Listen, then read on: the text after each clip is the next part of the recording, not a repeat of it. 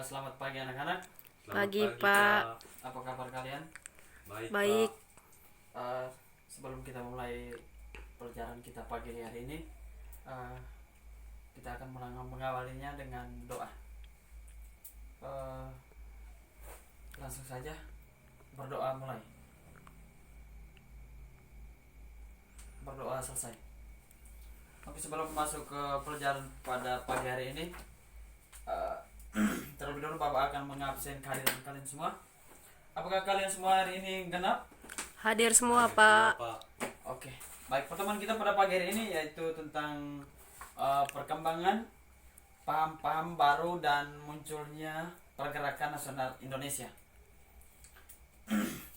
Langsung saja kita ke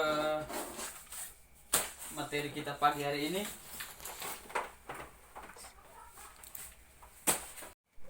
Baik, langsung saja kita ke materi awal kita, yaitu perkembangan paham-paham baru dan munculnya pergerakan nasional Indonesia.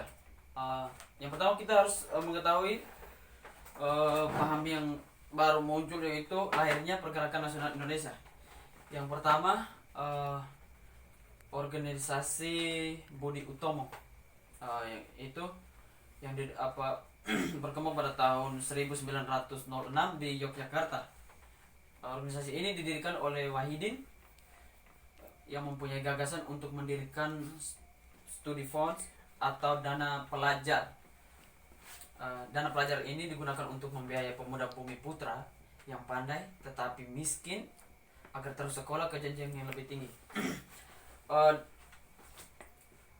Dr. Wahidin juga sempat membuat suatu bentuk organisasi, yaitu Stovia, yang dimana ini Stovia adalah sekolah untuk mendidik ilmu dokter pribumi, dokter pribumi, yang di dalamnya itu yaitu yang pertama Sutomo, Cipto Mangkusumo, Gunawa Mangkusumo, Suraji dan Gumbrek. Pada tanggal 20 Mei 1908 mahasiswa Stovia mendirikan organisasi yang bernama Budi Utomo. Budi Utomo artinya budi yang utama. Tanggal berdirinya Budi Utomo ini pada 20 Mei dijadikan hari kebangkitan. Baik, tujuan dari Budi Utomo ini yang pertama untuk menyekolahkan orang-orang pintar yang tidak mampu untuk melanjutkan ke jenjang yang lebih tinggi. Baiklah, langsung saja kita akan melihat gambar tentang syarikat atau tentang organisasi yang dibentuk oleh Dr. Wahidin, yaitu Budi Utomo.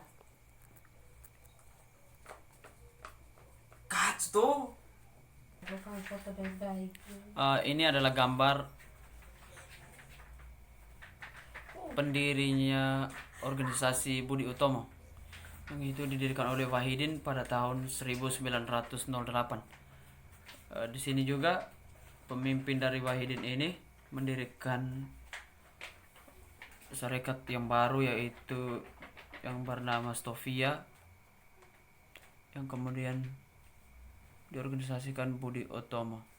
Kalian Budi Utomo merupakan keajaiban tidak disangka dapat dihasilkan dari masyarakat atau mahasiswa. 3. Serikat yang kedua adalah Serikat Dagang Islam. Pada awalnya Serikat Dagang Islam ialah sebuah perkumpulan yang bernama Serikat Dagang Islam atau yang disingkat dengan SDI.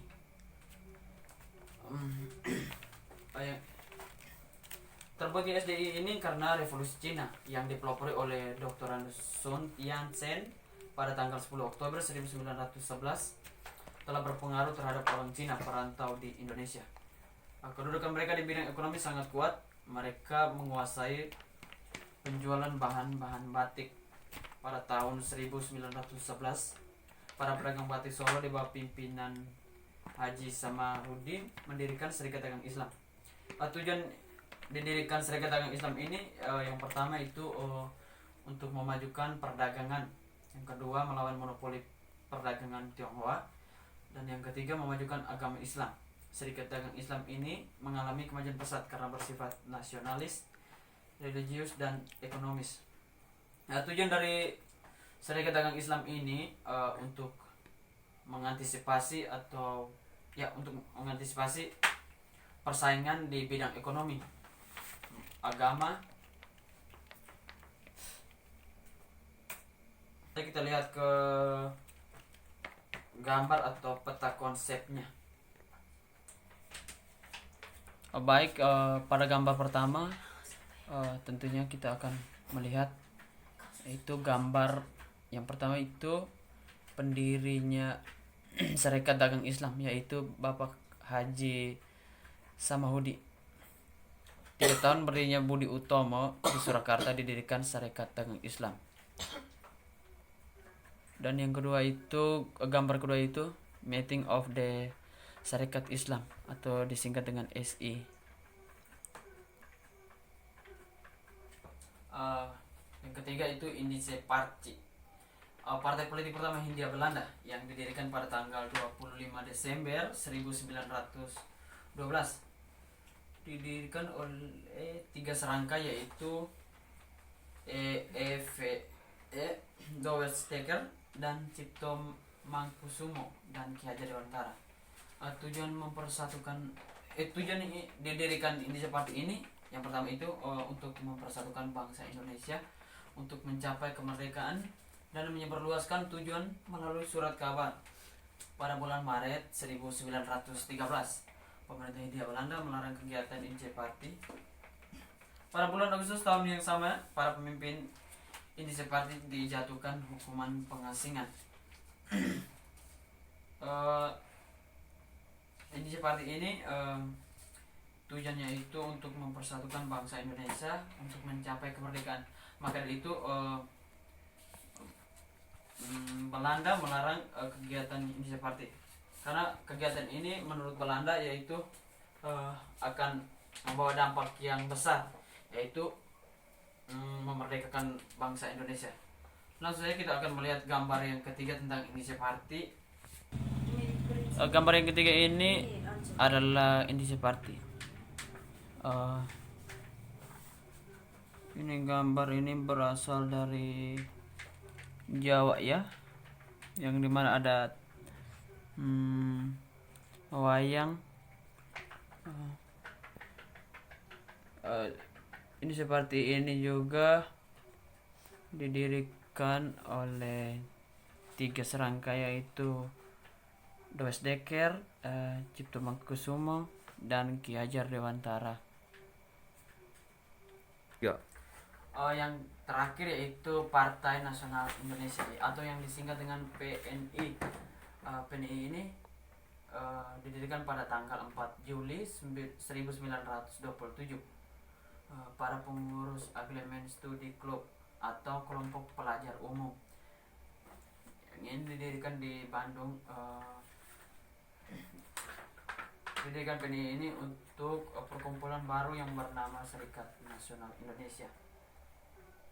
Pendiri Partai Nasional Indonesia yang pertama Insinyur Soekarno, Mr.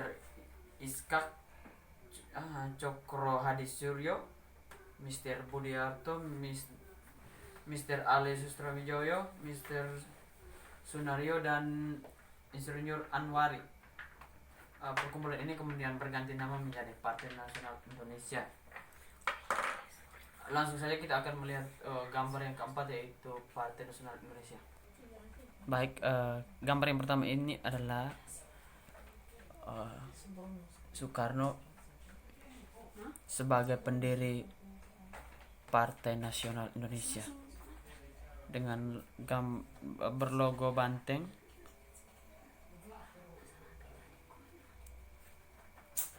Dan yang kedua itu Kongres ke-7 Partai Nasional Indonesia tanggal 15